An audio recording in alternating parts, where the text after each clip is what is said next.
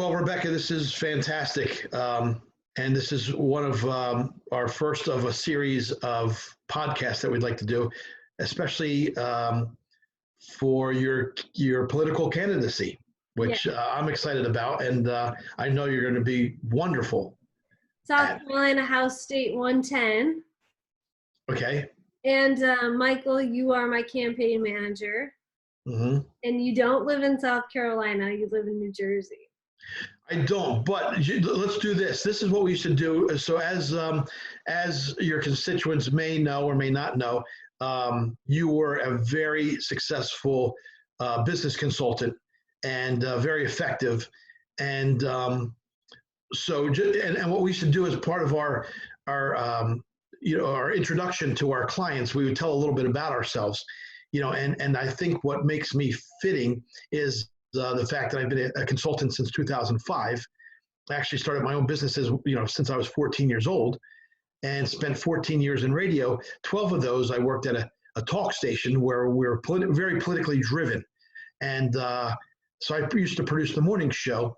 And so with everything put together, I think even though I'm not in South Carolina, we can make a very effective political campaign. And you as so from South Carolina, what do you call them yourselves? South Carolinians? Yeah, Carolinians, South Carolinians. South Carolinians? And you know what? I've been self-employed since I started my first business in 2005, let's say. And Yes, that's right. It was really part-time. And then I stopped doing that particular business in 2016.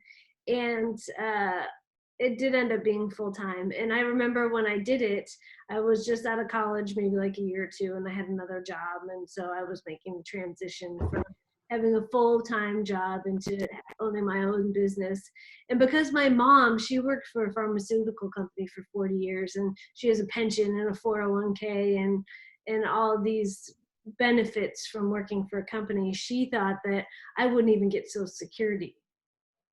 Right, exactly, yeah. Like she had all these fears about me being self-employed. And so for me to just like not to tune out the noise and do what felt right to me was it was a journey, and it was a lot of fun. And you know what? Don't take that lightly. Here's why I say that, because, again, being self-employed, a lot of people don't have that, they have that fear. They can't take that leap of faith to leave a secure job working for someone where you're constantly getting a paycheck to being self-sufficient and moving to being self-employed. It's a scary feat.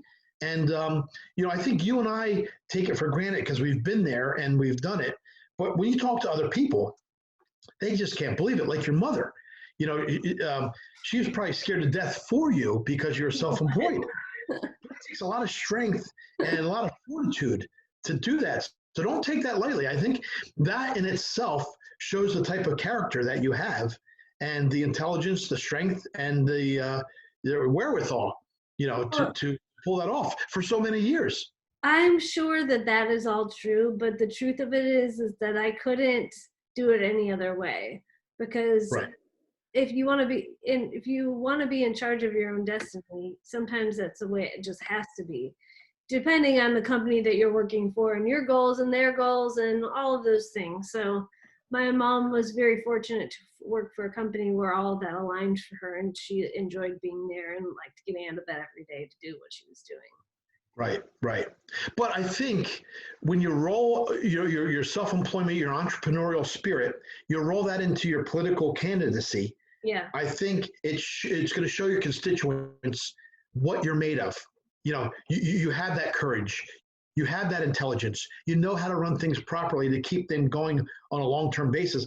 You said you ended in 2016. You probably could continue doing what you're doing probably for the next 30 years. I could have, but I always like a challenge, and if you do Yes. something for too long, that doesn't develop into something else naturally, which is Right. the case for me. I really felt like I started my life over on purpose, Mhm. in Yeah, order we, to be here, actually. right, right. Things happen for a reason. My mother taught me that things happen for a reason. We may not know why now, but it will reveal itself at some point. And I think that this is your answer right here and now. So when you had that business, where were you located at the time? Well, I lived in Santa Barbara, California for 15 years. It's where I went to college, and Right, with no intention of leaving California ever. I really did think I was going to die there. right, But, life had something else in store for me. So I just decided one day, the most impulsive I've ever been in my entire life was to just wake up and then maybe 7 or 8 or 9 days later move to South Carolina. right. I'll tell you what. Once again, it takes. It was a calculated risk you were taking. It's not like you were just you threw a dart at the map and decided to go somewhere. It was a calculated risk. So once again, I think your intelligence, your courage, your fortitude, brought you to where you are now. And I Well, think the your truth of constituents it, would be in very good hands as a result of that. the truth of it is that there's been a lot of growing pains with that, and so I look Like everything at else, though. yeah, That's not. Yeah, that's par for the course. and this place in particular, South Carolina in particular, has its own version. It's very different than Illinois, where I grew up, and it's very different than California, and that's a good thing. I spent my summers here as a kid. I know the area really well, um, but to my sister has been here since 2001, Yeah. and she lives just a mile or two away, and she would talk about things that I really didn't understand at the time, that after living here for 5 years, I can wrap my head around some of the social things that happen and the way that businesses run, and that, even though this is a really great place, which you've visited Mount Pleasant before. Loved it. Absolutely loved it. I can see what you fell in love with. Absolutely. Yes. Yeah, yeah. But I think even more so, what I fell in love with was the family mentality. Because Mm. in places like Santa Barbara, where the population gets to be so high without those values in mind, those Yeah. Southern charm and values that we have here, that it Yes. turns out to be a different sort of feeling. So Sure. I really understand the importance of making legislation so it keeps that community feel. That So is important. That is absolutely important. There's, with that community feel comes family values and the family core, and I know exactly what you're aiming at. Absolutely. in Mount Pleasant and Charleston, it's growing like crazy, which is amazing. There are so many things I love about living here. My absolute number one favorite is to see all the airplanes that are leaving Boeing. You're telling me that. Yeah. You took a video the one day. Remember? Well, I take videos all the time because I love it so much. Yeah. Oh, and so helicopters too. We don't get to see as many helicopters, but there are some big choppers that come through.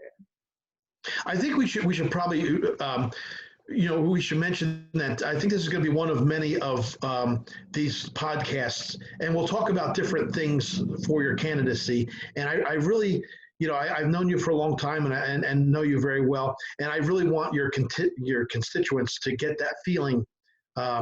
The same. I want them to get to know you and to know what you're about. And I think with that said, and as a result of these podcasts, I think they're going to see that they would be in very good hands, and they could really get behind a very strong candidate as a result of this. So that's going to be our goal. And this is really good for me because I enjoy being interviewed. I love having interaction. I trust you just because you know me a little bit, you know me a lot. So not that you can direct it, but that you can bring out qualities or things about me that maybe just somebody off the street interviewing me may not see. Exactly. Yes. But I also Yes. tend to be more reserved, and it's not that. I mean, I guess in some ways I'm conservative, but in many ways I'm not. But people don't actually know that because I am extremely reserved. So You're reserved and you're very humble, and I think some of the qualities that that you take for granted, I see as some of your strongest points, and I like other people to get to see that, and and you just see it as, it's That's this just is just me. me. Yes, exactly, exactly. But one of the things that we should mention, and I don't know how much time we have left, but I think one of the cores for your candidacy, I think, is very important, and it's people first. And I think a lot of candidates lose focus of that, and that's the core of yours, and people first, and everything else will follow. I think is so important, and I want to get that message out for you as well, because you take that for granted, but you shouldn't. It's very important. You are correct. You've said that twice today now, and you are correct. The other thing that I feel very strongly about is streamlining systems, just as a result, for many reasons, but as a result of being a business analyst and understanding the value, the prolonged value, just not in this generation, but for the future generations to come, if we don't clean up the way that we're running our government. It is a business. Yeah, of course. It's a business. Yeah. And so there's a lot of money at stake that we can get together to do so many things with, but I don't even want to think about what we could do with it until we can actually come up with it. Right, exactly. I agree with you. And and you make a good point, because we tend, as far as government is concerned, as far as the environment is concerned, and financially, we kick the can down the road for other generations to pick up. And I think you're right. We need to tie loose ends here and make it a better place for future generations, our kids and our kids' kids. Yep. And I think that gets lost in the shuffle at times, and it's so important. And I see other candidates just in general, and there's no specificity here. I see other candidates that are kind of angry and upset about the way that things are. And I feel like I was angry and upset in 2001 when 9/11 happened. And there were a lot of things that I saw that I wish that could have changed but didn't. And it was a long time ago that I was angry. I'm past that. That is not where I am. I am at a place where I am ready to just get it done. Well, it's interesting. You turn those feelings into a positive, and you're a very energetic person. So you take those feelings, turn it into it lit the fire in you, and now let's get something done. Let's roll our sleeves up, and let's not make those actions that happened then.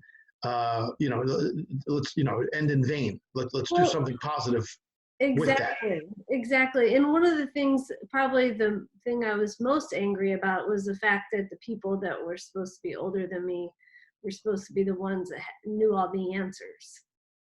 Right. They don't have the answers, otherwise we wouldn't be here. And not that they haven't done a lot of great things. I'm not saying that. Right. But the point is, we think there's experts, we think there's watchdogs, we think there's people that are looking over these things, and then you were shocked to find out sometimes they're not. Sometimes. And, yeah. Well, I'm trying to be generous here. Yes. At times there's people that are not, and that's where we have to change. That's where some of the change has to come in and become the watchdogs. But there are so many wonderful things about the state that need preserving too. So It's not all just about changing everything the way it is. It's also about being able to preserve a lot of what's already here and maintaining it in such a way that honors where we've come from. That goes under, I guess, if it's not broke, don't fix it folder, and taking a step further and, okay, it's not broke, let's not fix it, let's preserve it, because it is our core. Yeah. It is our core.